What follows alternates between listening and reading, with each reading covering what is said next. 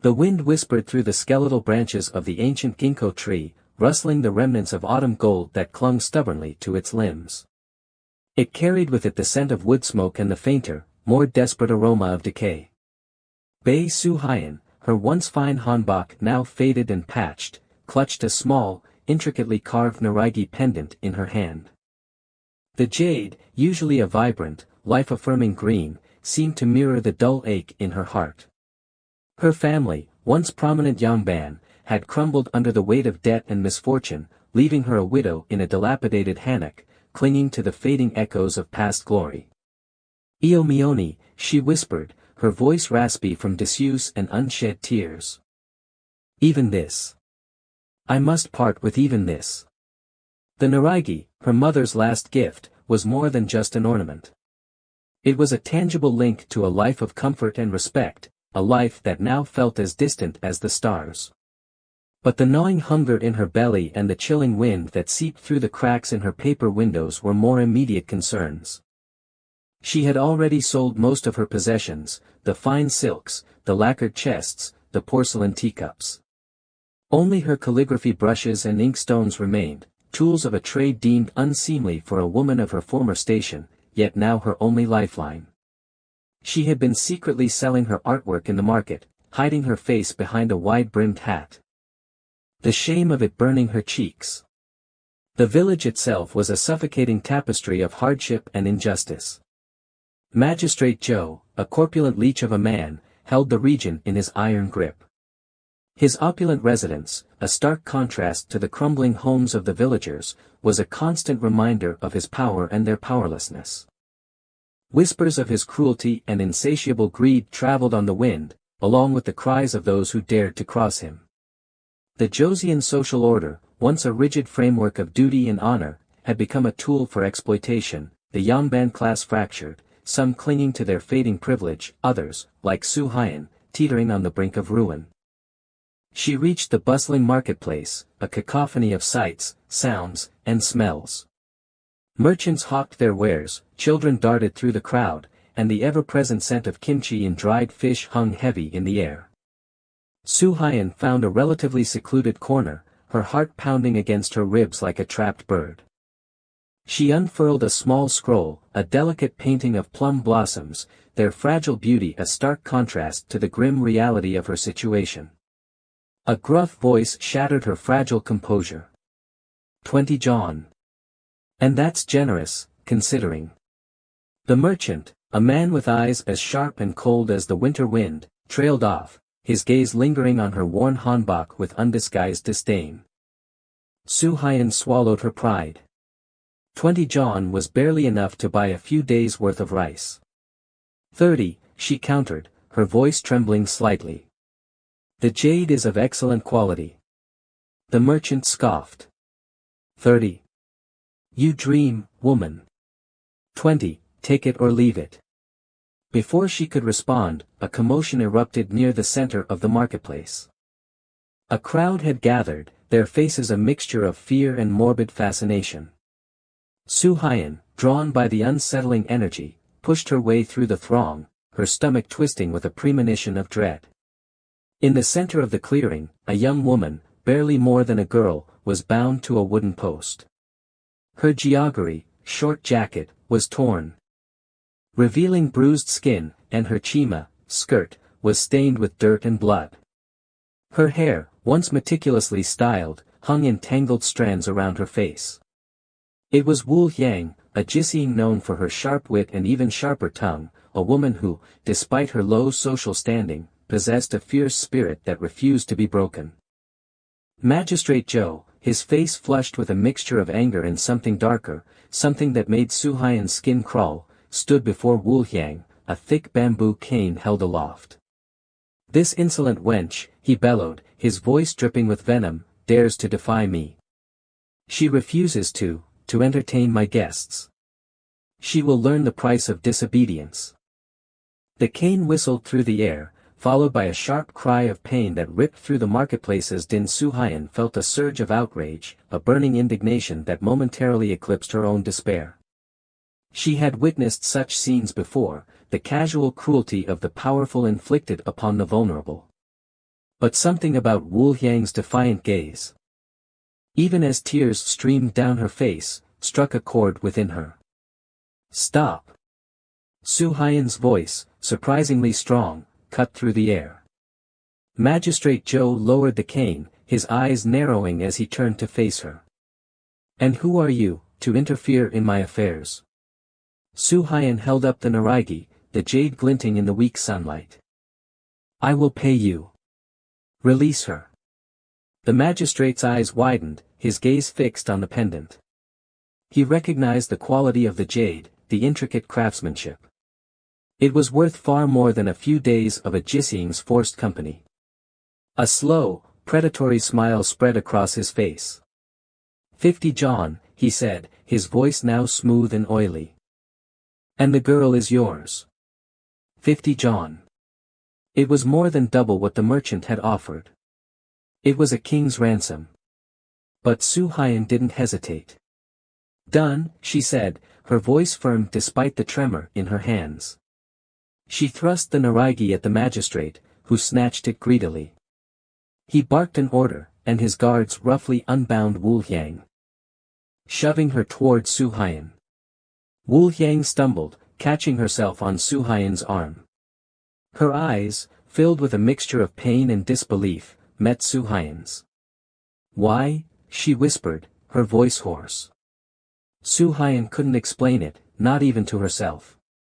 It was a reckless, impulsive act, driven by a sense of empathy, a flicker of defiance against the crushing weight of injustice. She had traded her last tangible link to her past for the freedom of a woman she barely knew. As they left the marketplace, the whispers followed them.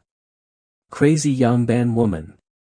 Throwing away her money on a worthless Gisaeng. Su Haiyan ignored them, her head held high, but her heart ached with the enormity of her decision.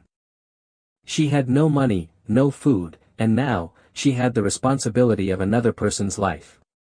Wu Yang, despite her initial suspicion, walked beside Su Haiyan, her silence more eloquent than words. She had seen the darkness in men's hearts, the casual cruelty that came with power. But she had also seen something different in Su Haiyan's eyes.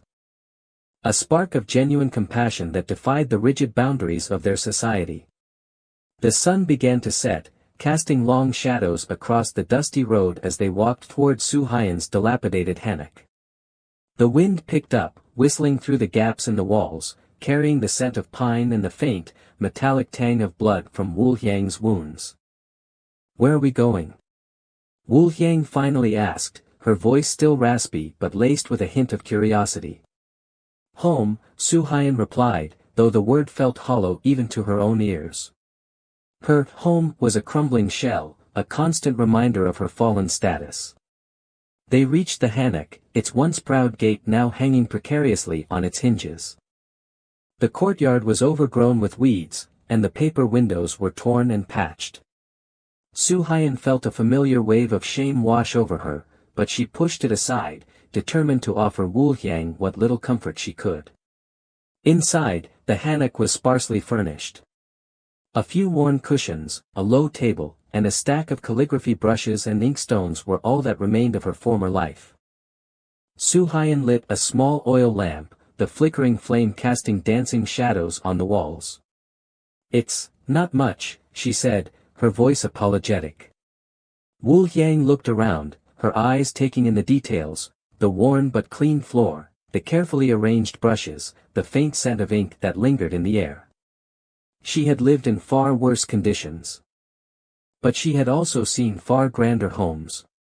What struck her was not the poverty, but the quiet dignity that permeated the space. "It's more than I deserve," Wu Yang said, her voice surprisingly soft. Su Haiyan busied herself tending to Wu Yang's wounds, using a clean cloth and some medicinal herbs she had managed to gather. As she worked, she told Wu Yang about her life, about her late husband, about her family's downfall, about her secret passion for calligraphy and painting. Wu Yang, in turn, shared her own story, a story of hardship and resilience, of being forced into the Gisaeng register at a young age, of enduring the constant threat of abuse and exploitation. She spoke of her dreams of freedom, dreams that had seemed impossible until this day. As they talked, a fragile bond began to form between them, a connection forged in shared vulnerability and unexpected kindness. They were two women from vastly different worlds, brought together by a single act of impulsive compassion. The night grew colder, and they huddled together for warmth, sharing a meager meal of dried persimmons and water. Su Hyan couldn't shake the feeling of impending doom. She had no money, no prospects, and now she had another mouth to feed. But as she looked at Wu Yang, sleeping soundly beside her, she felt a flicker of hope. A spark of defiance against the darkness that threatened to consume them. "We'll find a way," she whispered to herself, her voice filled with a newfound determination. "We'll have to." They were startled by a loud banging on the gate. Su Hyan's heart leapt into her throat. "Hide," she hissed to Wu Yang, pushing the girl toward a large, empty kimchi pot. Wu Yang slipped into the kimchi pot just as the flimsy gate burst open, splintering wood flying across the courtyard. Magistrate Zhou, his face contorted with rage, strode in, flanked by two burly guards. The flickering light of a torch held by one of the guards cast grotesque shadows on the walls, making the already cramped hammock feel even more claustrophobic. "Where is she?" Zhou roared, his voice thick with malice. "The Gisaeng. Don't think you can hide her from me, woman." Su Hyan stood her ground, her body trembling but her chin lifted in defiance. "She is under my protection now. You have no claim on her." Zhou laughed, a harsh, grating sound that echoed in the small space. "Protection? You? A fallen Yanban with nothing but dust and debts. You have no power here, woman. I am the law in this village." He advanced towards her, his eyes gleaming with a predatory hunger that made Su Hyan's stomach churn. "You may be the law," Su Hyan retorted, her voice shaking but firm, "but you are not justice. You abuse your power, prey on the weak, and defile everything you touch." She knew she was playing a dangerous game, provoking a man known for his cruelty, but she couldn't stand idly by while he violated her home and threatened her newfound companion. Zhou's smile vanished, replaced by a mask of fury. "You dare speak to me like that? I should have you flogged alongside that ungrateful whore." He lunged forward, grabbing Su Hyan's wrist with a grip that made her bones creak. "I'll teach you a lesson you won't forget. You'll learn to respect your betters." He dragged her towards the inner room, his intentions clear. Su Hyan struggled, kicking and scratching. But he was too strong. She cried out, a desperate plea for help that seemed to be swallowed by the night. Suddenly, a blur of motion erupted from the corner of the room. Wu Yang, having emerged from the kimchi pot, leaped onto Zhou's back, her fingers clawing at his eyes. "You pig," she screamed, her voice filled with a primal rage. "Leave her alone." Zhou roared in pain and surprise, staggering backwards. He lost his grip on Su Hyan, who stumbled and fell to the floor. The guards, momentarily stunned by Wu Yang's ferocity, hesitated. Wu Yang, despite her smaller size, fought with the desperation of a cornered animal. She scratched, bit, and kicked, aiming for Zhou's vulnerable points. She knew she couldn't win a physical fight against him and his guards, but she was determined to buy Su Hyan time to escape. "Get her off me!" Zhou bellowed, his face streaming with blood. "Kill the bitch!" The guards finally reacted, grabbing Wu Yang and pulling her off Zhou. She fought them with every ounce of her strength. But they were too powerful. One of them slammed her against the wall, knocking the wind out of her. Su Hyan, seeing Wu Yang's plight, scrambled to her feet. She grabbed a heavy inkstone from her calligraphy set, her hand trembling. It was a pathetic weapon, but it was all she had. "Run, Su Hyan!" Wu Yang gasped. Her voice weak but urgent. "Get out of here!" Su Hyan hesitated. She couldn't leave Wu Yang to face Zhou's wrath alone. But she also knew that staying would only result in both of them being captured or killed. Wu Yang, seeing Su Haiyan's indecision, used the small moment of respite that the guards had given her, to shout. The secret passage. Behind the bookshelf. Su Haiyan's eyes widened in understanding. She remembered seeing a loose panel behind the old bookshelf in the corner of the room, a relic from a time when the Hanok had been grander, a secret passage perhaps used for escaping raids or hiding valuables. It was a long shot, but it was their only hope. While the guards were still focused on subduing Wu Yang, Su Haiyan dashed towards the bookshelf. It was heavy, filled with dusty scrolls and ancient texts, but she pushed with all her might. The bookshelf creaked and groaned, resisting her efforts. Hurry! Wu Yang yelled, spitting blood as one of the guards struck her across the face.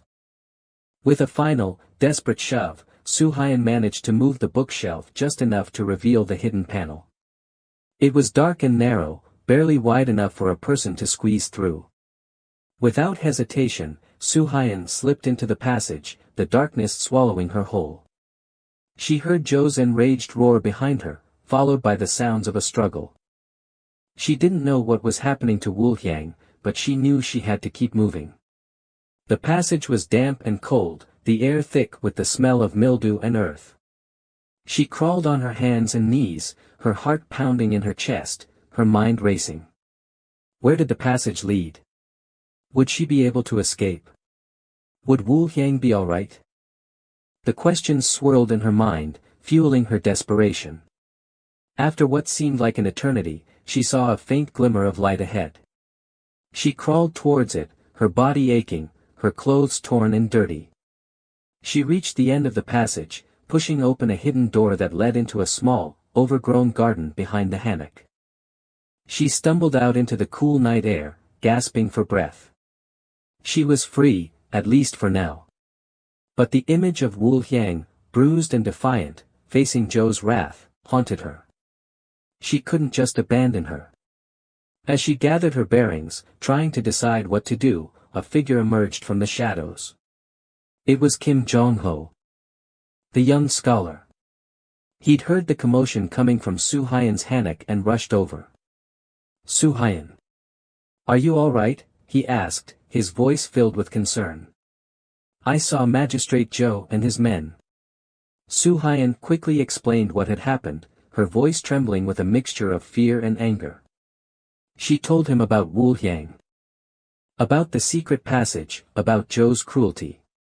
Jong-ho listened intently, his expression hardening with each word. He had long suspected Zhou's corruption and abuse of power, but he had never had concrete proof.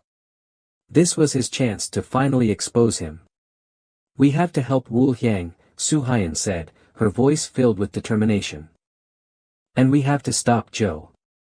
Jong-ho nodded. I know a way. Come with me. He led her through the winding streets of the village, towards the Siowan, the private academy where he taught. The Siowan was a haven of learning and intellectual discourse, a place where ideas could be freely exchanged, away from the prying eyes of the magistrate. Inside the Siowan, a group of scholars, Jong-ho's colleagues and friends, were gathered, their faces grim. They had all heard rumors of Zhou's misdeeds, and they were eager to see justice served. Jong-ho explained the situation, presenting Su Haiyan's testimony as evidence of Zhou's crimes. The scholars, outraged by the magistrate's actions, agreed to help. They devised a plan to expose Zhou and bring him to justice. They decided to use a secret petition method to contact a royal inspector. Meanwhile, Wu Yang had used her cunning and knowledge of the magistrate's house to escape. She rejoined Su Haiyan. They had no plan to leave together, Su Haiyan using her knowledge of the area. Wu Yang using her experience to make some quick money. But those plans were put on hold. Jong-ho, knowing of Su Haiyan's talents, and her late husband's wish for her to live a fulfilling life, presented a way for them to get quick money. Su Haiyan would be given a small space inside the Siowan to use for calligraphy and painting. Jong-ho would also recommend her to the other scholars. Days turned into weeks, and Su Haiyan's art began to flourish in the supportive environment of the Siawan. Her paintings, imbued with a newfound sense of purpose and freedom, gained recognition, attracting the attention of wealthy patrons. She was no longer a fallen Yangban hiding in the shadows, but a respected artist, her talent shining brightly. The plan to expose Magistrate Zhou was also put into action. The scholars, using their connections and influence, managed to bring Zhou's crimes to the attention of the royal court. An investigation was launched, and the evidence against Zhou was overwhelming. Zhou, realizing that his reign of terror was coming to an end, attempted to flee the village, taking with him a hoard of ill-gotten wealth. But he was apprehended by the authorities, his power stripped away, his arrogance replaced by fear. In the end, justice prevailed. Magistrate Zhou was punished for his crimes, his property confiscated, and his victims compensated. Su Haiyan and Wu Yang, their bond strengthened by their shared ordeal, stood together, watching as the man who had caused them so much suffering was led away in chains. Su Haiyan, with the money she had earned from her art, bought back her mother's Naraigi, a symbol of her resilience and her triumph over adversity. She and Wu Yang, now free from the shackles of their past, decided to leave the village and start a new life together, a life where their talents could flourish and their friendship could blossom. They used the small fortune to help those in need. They used the small fortune, and the influence of the scholars, to make the village a just place.